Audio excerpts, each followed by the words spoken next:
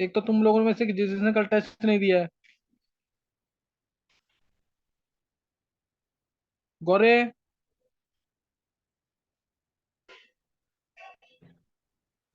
हाँ जी sir. Test क्यों नहीं दिया कल? सर कल सर मैं आया था सर क्लास के अंदर, सर मेरा फोन का सर थोड़ा सा दिक्कत हो गई थी नेटवर्क में। तो उसके बाद देना चाहिए ना तेरे को। हाँ जी सर। पता है, इतनी इंपॉर्टेंट मतलब इतना इंपॉर्टेंट टाइम मैं भी निकाल रहा हूँ कि तुम लोग टेस्ट दे सको ढंग से, और तुम लोग टेस्ट मिस कर रहे हो।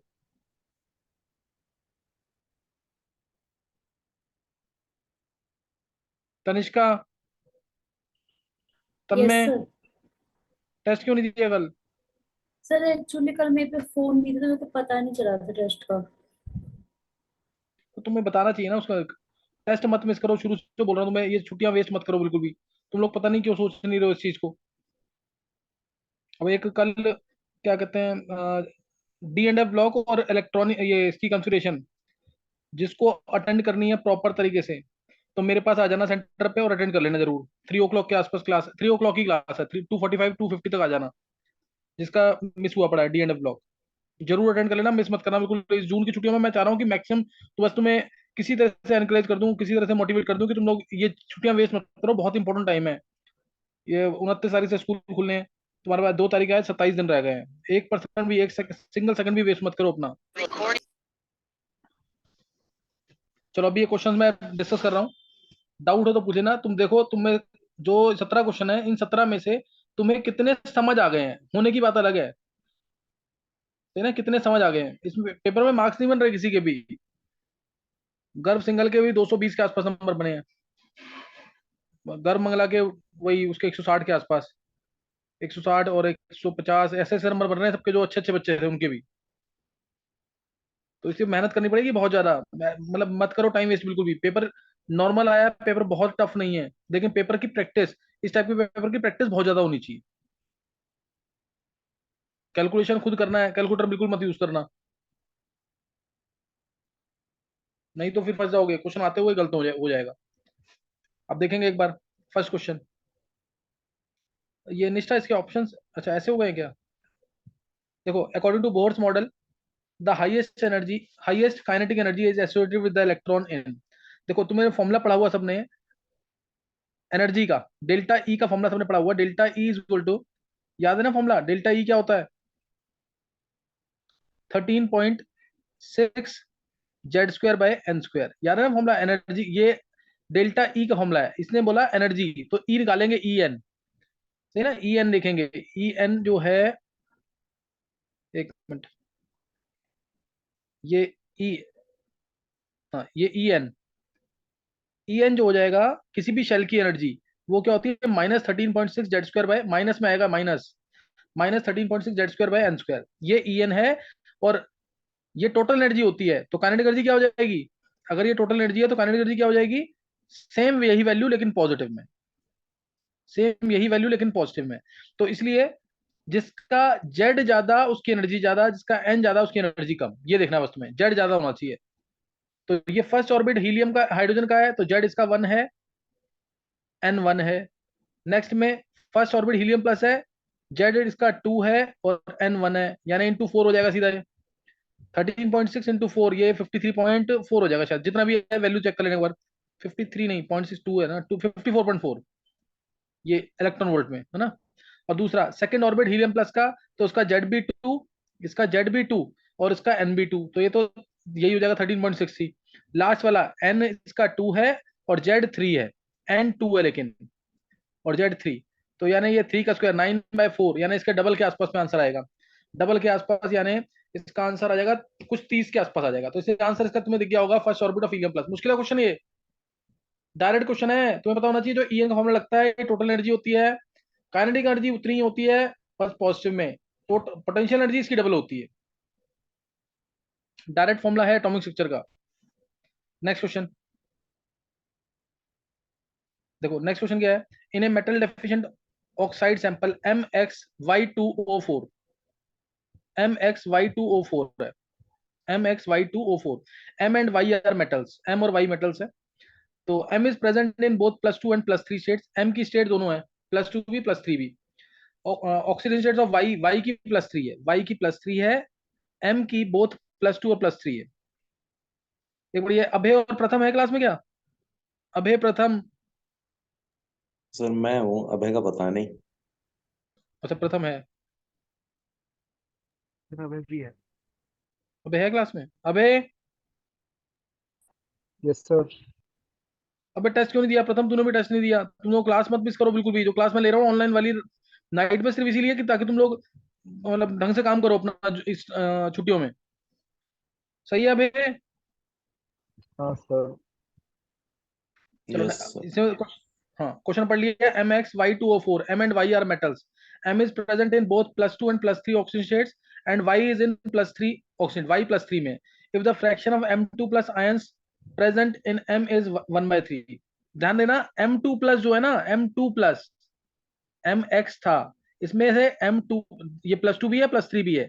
M2 प्लस वाला जो है ना, वो है 1/3 है फ्रैक्शन, 1/m टोटल कितने हैं x, उसमें से +2 वाले कितने होंगे x/3, 1/3 है ना, तो x/3 हो जाएगा और ये 2/3x हो जाएगा। समझ आई बात कि नहीं है? द वैल्यू ऑफ एक्सेस, बस इस x की वैल्यू पूछी हुई है, इस x की वैल्यू है ना, इस x की वैल्यू क्या होगी। तो बस इसमें तुम्हें चार्ज बैलेंस करना और कुछ नहीं करना। Compound as a whole neutral होता है, कंपाउंड एज ए होल क्या होता है? न्यूट्रल। तो चार्ज बैलेंस करो, x/3 +2 वाले हैं, +2/3x कितने हैं? +3 वाले हैं,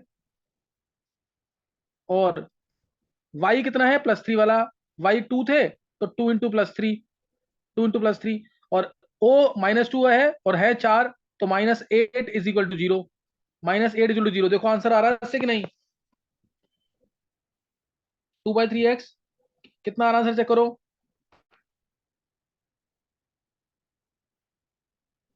ये -8 +6 इधर जाएगा, 2 हो जाएगा, 2x/3,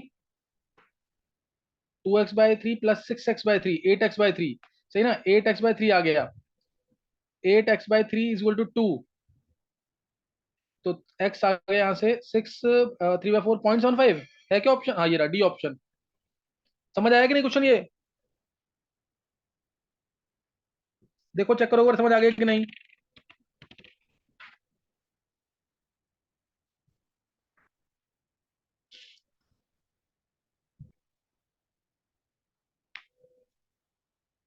Chitraksha, Ayush, yes sir, आगे समझ। चेक करना, इजी क्वेश्चन है डायरेक्ट। ऐसे क्वेश्चन कभी भी, नए क्वेश्चन कभी भी आते हैं ना, दिमाग में रखना चार्ज बैलेंस करना होता है सिर्फ, जितना पॉजिटिव उतना नेगेटिव। और ऐसे क्वेश्चन सॉलिड स्टेट में कराए हुए हैं मैंने। सॉलिड स्टेट याद है कि नहीं चित्राक्ष, आयुष? यस सर, याद यस। है। हम्म, तो ये क्वेश्चन हो जाना चाहिए था, 0.75 आंसर आ जाएगा इसका। Next question. अब ये आ गया ऑर्गेनिक प्लस बायोमोलिक्यूल्स मिला करके। देखो अब बायोमोलिक्यूल्स भी आना चाहिए, ऑर्गेनिक भी आना चाहिए। एल ग्लूकोज स्ट्रक्चर तुम्हें पता होगा, HI के साथ हीट किया तो बन जाएगा क्या? हेक्सेन। हेक्सेन बन जाएगा इससे कि नहीं? इससे हेक्सेन बन गया, सबको पता है ये। फिर Cr2O3 775 केल्विन 10 to 20 एटमॉस्फेयर, क्या बन जाएगा इससे? हेक्सेन से बेंजीन। बेंजीन। ये कन्वर्जन आ गई यहाँ पे सारी, ये यहाँ कन्वर्जन आ गई है। अब एक बार काव्या ये बता क्या बनेगा? बेंजीन प्लस Cl2 एक्सेस में यूवी लाइट। काव्या, सर ये बन जाएगा, सब जगह सीएल लग जाएगा। हाँ सब जगह Cl तो इसमें भी है ना, ए में भी है और डी में भी है। ए वाला बन जाएगा। ए वाला। तू बोल सिद्धार्थ। सर ए ही बनेगा। ए बनेगा। चित्राक्ष, जिसने तो कन्वर्जन डी की हुई है, डी बनेगा। हेक्सामीन बनेगा। अरे इसको तुम्हें ध्यान ही नहीं है। अगर मैं बोलता हूँ बेंजीन बना, इसमें Cl2 और यूवी लाइट डाला, तुम लोग पता है, देख काव्या, आप देख कन्वर्जन करने के बाद भी तेरा गलत हो रहा है ये, इसलिए लिख के देखना इसलिए मैं तुम्हें बोल रहा हूँ कि कन्वर्जन हफ्ते में एक दिन जरूर लिखो, वहां यही गलती होगी, ये आंसर आएगा इसका। देखो मैंने लिखवा रखा है कन्वर्जन में कि नहीं, ये बनेगा। This is called as benzene hexachloride, BHC, benzene hexachloride, और गैमेक्सीन और लिंडेन और 666, नाम लिखवा रखे हैं इसके कि नहीं? Yes sir. देख काव्या, ये लिखवा रखे ना नाम ये वाले। Yes sir. और ये जो है, ये क्या है? ये है हेक्साक्लोरोबेंजीन, ये HCB है, हेक्साक्लोरोबेंजीन कहते हैं इसको। ये बेंजीन से सिर्फ डिराइव हुआ है ना, इसलिए इसको बोलते हैं VHC। और रिंग नहीं आती इसके अंदर। नहीं क्लियर हुआ अभी?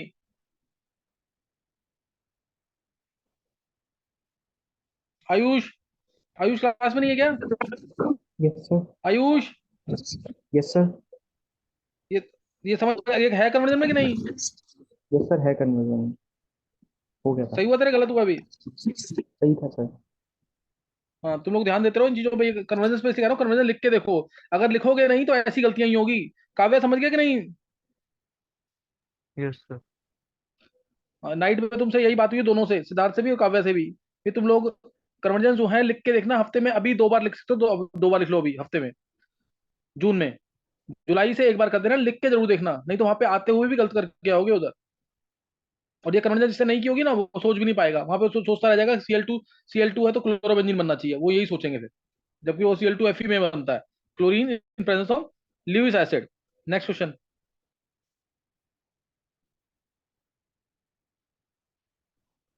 The species formed on fluorination of phosphorus pentachloride. अब ये क्वेश्चन जो है, ये टिपिकली याद करने वाला क्वेश्चन है और पी ब्लॉक का क्वेश्चन है।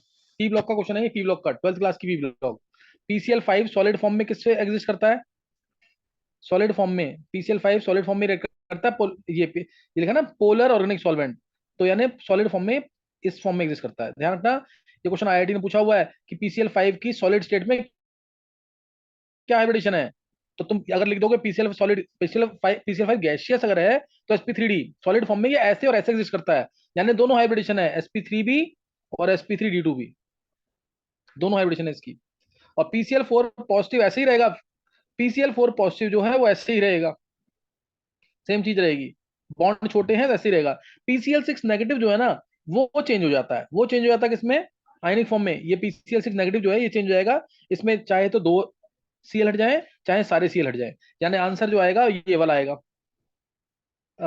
PCl4 पॉजिटिव और PCl क्या नाम है, PCl4 पॉजिटिव और PCl4 ये वाला, ये नहीं, ये गलत मार्क कर दिया मैंने,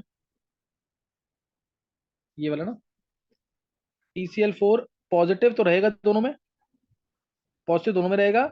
और PCl4 इसमें भी पॉजिटिव, इधर भी पॉजिटिव। बस नेगेटिव वाले फॉर्म में F2 जो है, 2 Cl हट गए, यहाँ पे सारे के सारे Cl हट गए। ये 2 पॉसिबिलिटीज है। समझ गए कि नहीं? ये याद करने वाला क्वेश्चन है, पी ब्लॉक का, याद कर लेना इसको। नेक्स्ट टाइम क्या पता दूसरी फॉर्म में आ जाए। What are the products formed, है ना?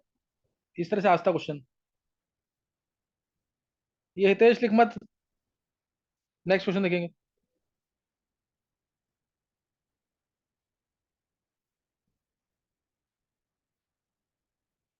यहां से आ गया अब मल्टीपल चॉइस। ये पी ब्लॉक का क्वेश्चन था, वो याद कर लेना उसको। फिर बोला an aqueous solution of hydrazine is इलेक्ट्रोकेमिकली oxidised bye O2। N2H4 को ऑक्सीडाइज किया है O2 के साथ, there bye releasing chemical energy in the form of electrical energy. Chemical energy से इलेक्ट्रिकल एनर्जी बनेगी, ये पता है तुम्हें, जैसे फ्यूल सेल में होता है। One of the products formed और generated from the electrochemical reaction is N2। एक प्रोडक्ट N2 है, सेम एक प्रोडक्ट N2 है, और दूसरा वाटर ही होगा इसमें। N2, choose the correct statement about the above process. तो O chance is O chance react with N2H4 at the anode to form N2, है ना? And water releasing 4 electrons to the anode. देखो, इसने बोला N2H4 जो है ये basic medium में बना रहा है N2 और वाटर, N2 और water releasing 4 electrons to the anode. N2H4 से N2, N2 की स्टेट यहाँ पे क्या आएगी? -2x+4 0, 2x+4 = 0, तो -2 स्टेट आ जाएगी। H की +1 है, यहाँ पे N2 0 में आ गया, यहाँ पे H +1 में ही है, तो कोई यहाँ पे चेंज नहीं आएगा।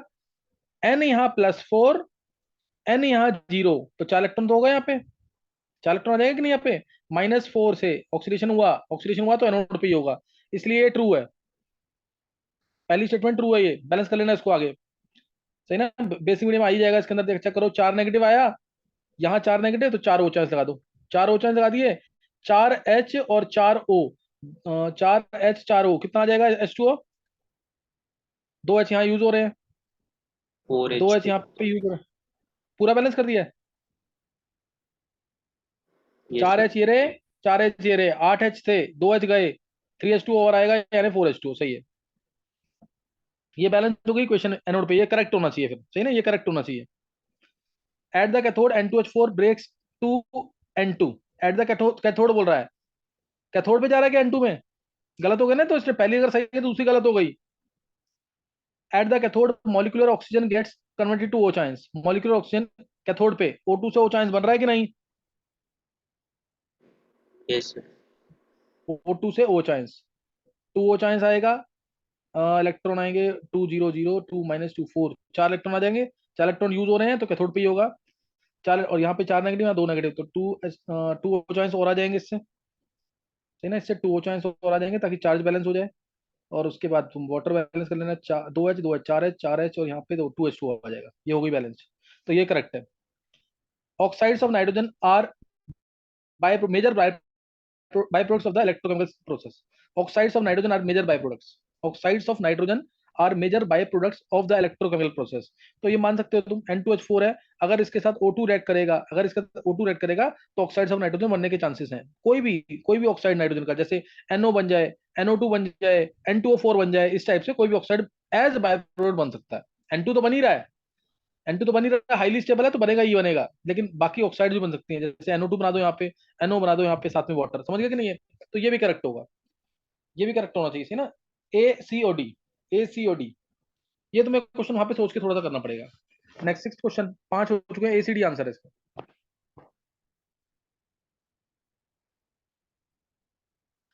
options with correct sequence of reagents for the following for the conversion of P to Q। P2Q में कौन से ऑप्शंस आएंगे, है ना, कौन से ऑप्शंस आएंगे इसमें? जैसे पहला, अब इसमें एक एक करके देखना पड़ेगा तुम्हें। लिनार्ड कैटलिस्ट डाला तो ट्रिपल बॉन्ड का डबल बॉन्ड बनता है, याद है कि नहीं? COCl का CHO बनता है, याद होगा तुम्हें। यस लिनार्ड कैटलिस्ट डाला तो ट्रिपल बॉन्ड का डबल बॉन्ड बन गया, बिल्कुल सही है। उसके बाद SnCl2HCl डाला तो CN का CHO बन जाएगा, ये बन गया, सही है।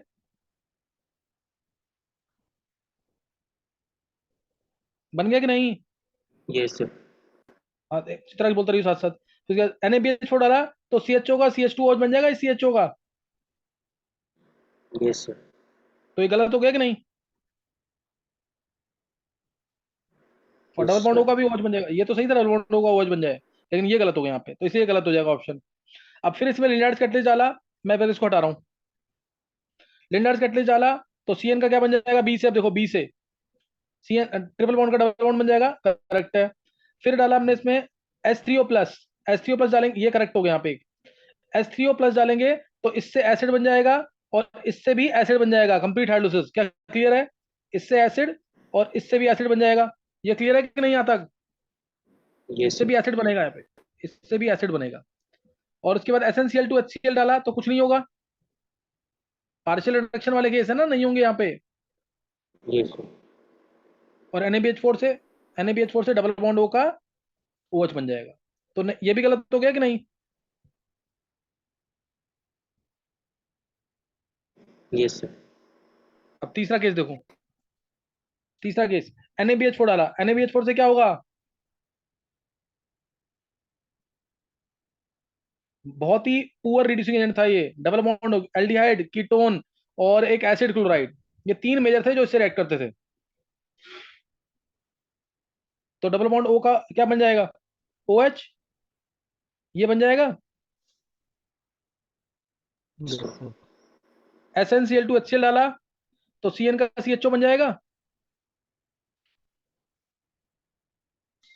Yes sir. और H3O प्लस डाला, H3O प्लस, तो H3O प्लस से हाइड्रोलिसिस एस्टर का एसिड बन जाएगा, यहां से क्लीवेज ओके, क्लियर है ना। COOH यस और ETOH ये बन जाएगा। और उसके बाद अच्छा, एक मैंने एक हाइड्रोलिसिस करने पर ये भी होगा, जो ये वाला एस्टर है ये भी तो OH बन जाएगा, नहीं समझे? ये एसिड बाहर, ये और OH बन जाएगा इसका भी, H3O प्लस डालने से, क्लियर है कि नहीं ये? Yes sir. यस। और लिंडार्ड कैटलिस्ट डालने से ट्रिपल बॉन्ड का क्या बन जाएगा, double double bond. Double bond. तो ये आ रहा है इससे आंसर कि नहीं? यस सर, आ रहा है। सही ना। अब ये सारे रिजल्ट्स क्या तुमने 11th क्लास में नहीं किए थे? ये याद आ रहा है कि नहीं? ये सिद्धार्थ, काव्या, प्रथम, ये सब कराया था 11th क्लास में कि नहीं? Yes sir. यस ध्यान आ रहा है कि नहीं ये? यस अब सर। देखो, हाँ, ये भी तो होगा D sir. Part, D part हो गया ना? डी पार्ट से हो गया कि नहीं है answer? Yes sir, D part से होगा। तो सी और डी आंसर आ जाएंगे, सी और डी से। अब रीजन तो मैंने बताई दी यूज करना कैसे करना है। मैं बस तुम्हें ये बता रहा हूँ, ऐसे क्वेश्चन आते हैं तो ऑप्शन देखो और उससे आंसर निकालो। ऑप्शन देखकर तुम खुद ही निकालने लग जाओगे कि पहले ये डालना है फिर ये डालना है। एक आध बच्चे ऐसे करने लगे थे पेपर में, इसका मतलब उन्होंने पेपर की प्रैक्टिस ही नहीं की है। कम से कम 40-50 एडवांस पेपर करने पड़ेंगे अगर वहां पे सोचना कुछ रैंक लेके आनी है, क्योंकि ये सिंपल क्वेश्चन आया है बहुत। रीजन डालो और चेक करो आंसर आ रहा है कि नहीं। Next, 7th question. The compound having, अब ये टॉपिक मैंने क्लास में कराया 11th क्लास में कि नहीं? Yes yes sir. Yes sir. पर हाँ, ये तो बहुत ही डिटेल में पढ़ाया था अगर तुम्हें याद हो तो। बहुत डिटेल में H2H2O7 डायरेक्ट भी करोगे तो भी आ जाएगा। O ऑड में है तो SOS वाला आएगा, एलिमेंट ऑक्सीजन एलिमेंट। याद आ गया कि नहीं ये?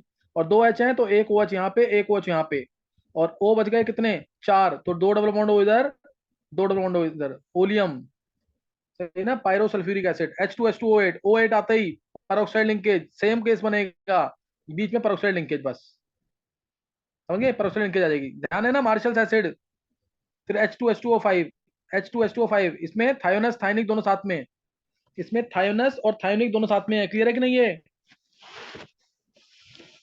SS बॉन्ड थे सब में, SS bond, double bond O OH, double bond O OH, और एक डबल बॉन्ड O, यहाँ पे एक लोन पे रहेगा। ध्यान रखिए, थायोनस थायोनिक एसिड नहीं याद आया अभी भी? Yes sir. और H2SO5 तो कैरोज एसिड है ही, पेरोक्साइड लिंकेज होती है इसमें। सब बताया मैं rule. Theoretical oxidation state greater than normal oxidation state तो पेरोक्साइड लिंकेज जरूर आएगी।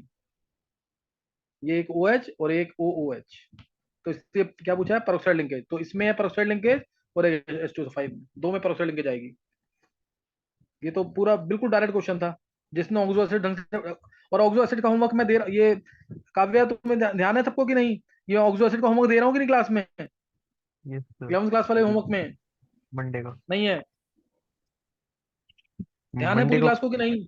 हाँ, मंडे वाले होमवर्क में मैं तुम्हें सोच समझ के दे रहा हूँ कि जो मेरे को ज्यादा एक्सपेक्टेड है कि इनके क्वेश्चन बनते ही बनते हैं, वो जरूर दे रखे हैं मैंने।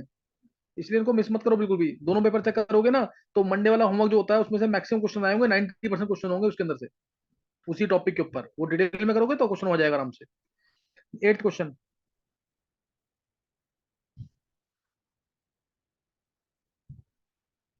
अब ये non integer, non negative integer type है। देखो उधर, अब ये क्वेश्चन आया है, कहने को तुम इसको मोलर कंसेप्ट का भी कह सकते हो, कहने को तुम इसको सरफेस केमिस्ट्री का भी कह सकते हो, दोनों की पॉसिबिलिटी है। निशा थोड़ा और ऊपर करो, क्या पता स्पेस मिल जाए। चलो बस सही रहने दो। देखो इसने बोला to form a complete monolayer of acetic acid on, अभी मैंने जो 11th क्लास में बच्चों को पढ़ाया था तो उसमें मैंने ये क्वेश्चन ये कराए थे, और तुम्हें अगर ध्यान हो तो ये अभी क्या नाम है, चित्राक्ष, आयुष, अभी तो तुम्हारा काइनेटिक्स और सरफेस का टेस्ट हुआ था, उसमें इस टाइप का क्वेश्चन था कि नहीं, जो टेस्ट लिया मैंने अभी? Yes sir. और उस क्वेश्चन से ये क्वेश्चन बहुत इजी, जो याद होगा तुम्हें, पाल्मिटिक एसिड को पहले पानी में डाला फिर बेंजीन में डाल दिया, नहीं पहले बेंजीन में डाला फिर पानी में डाला ताकि बेंजीन वेपराइज कर जाए। याद आया क्वेश्चन नहीं? हाई क्वेश्चन है। हाँ, ये क्वेश्चन था इस टाइप का, तो इसलिए कह रहा हूँ पेपर्स को संभाल के रखना और जरूर करना। वो क्वेश्चन तो बहुत बेटर लेवल का था, ये मुझे लग रहा है शायद इजी है उससे।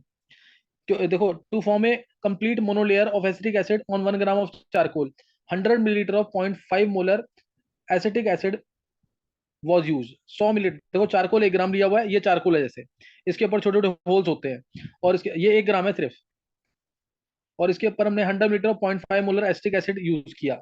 100 मीटर 0.5 मोलर यानी कितना हो गया? 100 इंटू 0.05 मोल, 0.05 मोल इसके ऊपर एसिटिक एसिड डाल दिया,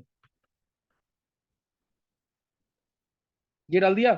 some of the acetic acid remains unabsorbed, कुछ इसमें एब्जॉर्ब हो गया 0.05 मोल में से, और कुछ रह गया, कुछ अलग रह गया, सही ना? To neutralise the unabsorbed acetic acid, जो एसिटिक एसिड बच गया है उसको खत्म करने के लिए 40 मिलीलीटर ऑफ 1 मोलर एनएच डालना पड़ा, बेस डालना पड़ा उस एसिड के लिए। तो 40 मिलीलीटर 1 मोलर मतलब 40 into 1 divide by 1000, 0.04 mole, 0.04 mole NH डालना पड़ा।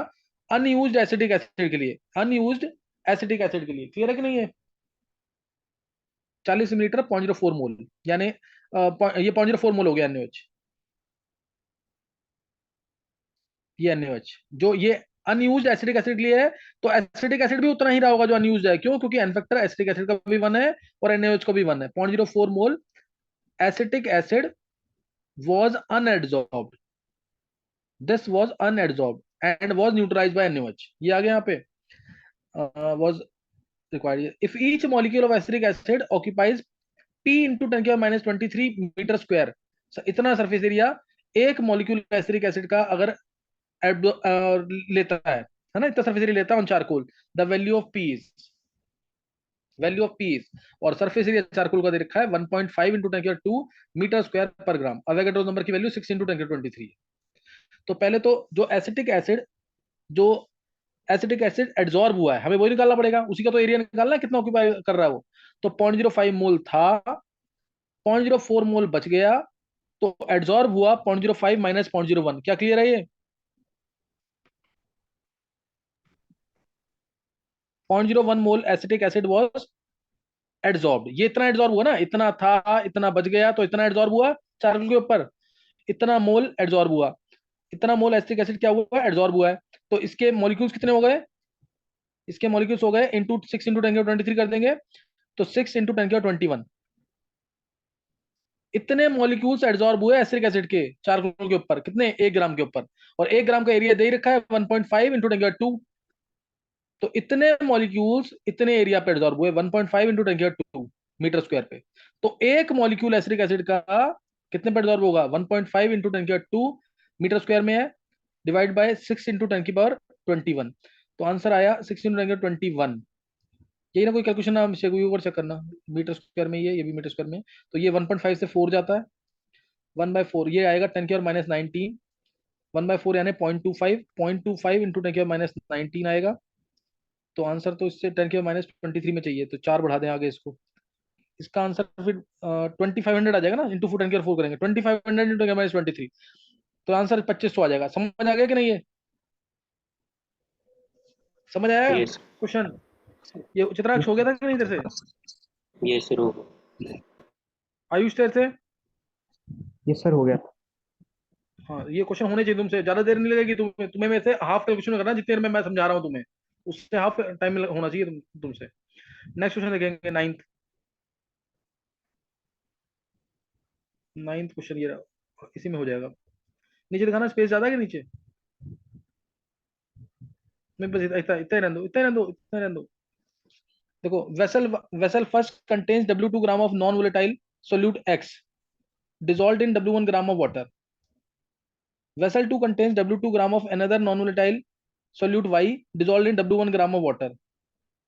सही, दो वेसल के अंदर डिसॉल्व कर रखा, कुछ भी बताया डिटेल अभी। Both the vessels are at same temperature, pressure सही है। The molar mass of X is 80% of that of Y। Molar mass of X का मोलर मास जो है वो 0.8 टाइम्स m ऑफ Y है। The van't Hoff factor for X is 1.2 times van't Hoff factor X का IX जो है वो है 1.2 टाइम्स IY है for the respective consideration. The elevation in boiling point of solution for solution in vessel first is, अच्छा सही है। तो देखो elevation boiling point delta TB, solution vessel first में एक्स वाला है ना, delta TB 1 by delta TB 2, हाँ यही करना है। कितना परसेंटेज ज्यादा है, कितना परसेंटेज ज्यादा है? अगर ये आंसर 1 से ग्रेटर आ रहा है तो 100% से ज्यादा आंसर आएगा। डेल्टा टीबी 1 क्या आएगा? डेल्टा टीबी 1 W2 ग्राम है, W2 बाय इसका मोलर मास mx लिख रहा हूं मैं, mx इन W1 ग्राम सॉल्वेंट है, इंटू 10⁻³ डेल्टा टीबी केबी तो कैंसिल ही हो जाएगा, दोनों को केबी तो सेम है, सेम वाटर के अंदर ही है, और अपॉन में मोलर केबीएम, और ऐसे ही इसका दूसरे का दूसरा ग्राम है हमारा W2 ग्राम ही है, W2 gram by M Y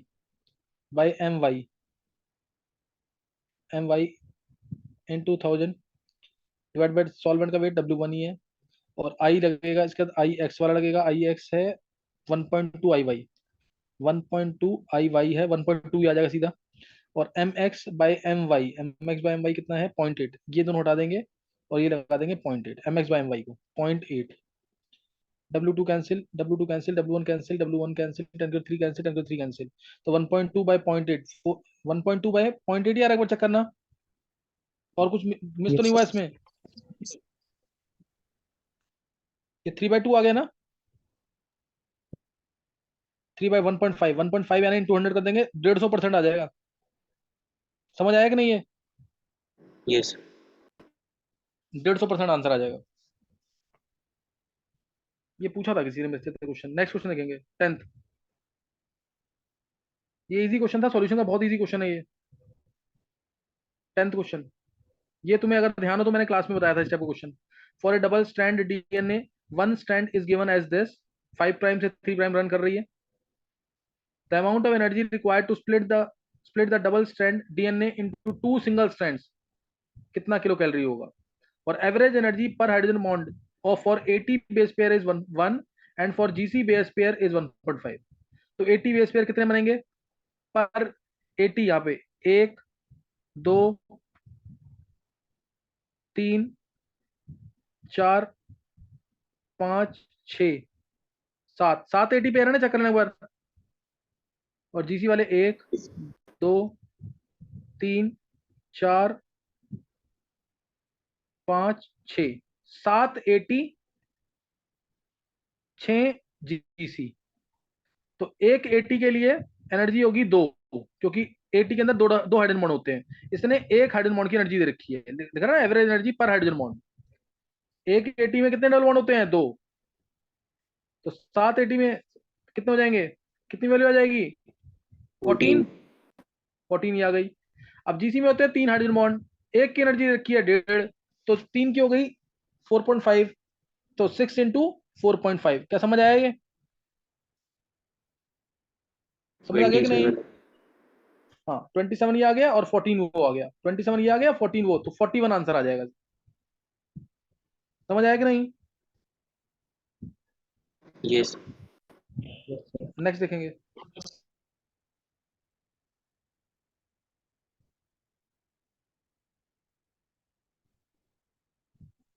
हाँ ये क्वेश्चन उसका है, काइनेटिक्स का है, न्यूक्लियर केमिस्ट्री के अंदर काउंट होगा। न्यूक्लियर केमिस्ट्री में जरूर करना है इस टाइप के क्वेश्चन असाइनमेंट से। लास्ट ईयर अगर तुम्हें ध्यान, अभी लास्ट ईयर नहीं, अभी मैंने कराया थोड़े दिन पहले, असाइनमेंट से क्वेश्चन करने हैं जरूर। एक बार इसके लिए ना पहले तो अब रिजॉइन कर लेंगे, एक बार थोड़ी देर के रिजॉइन कर लेंगे, 5-6 क्वेश्चन रह गए जो।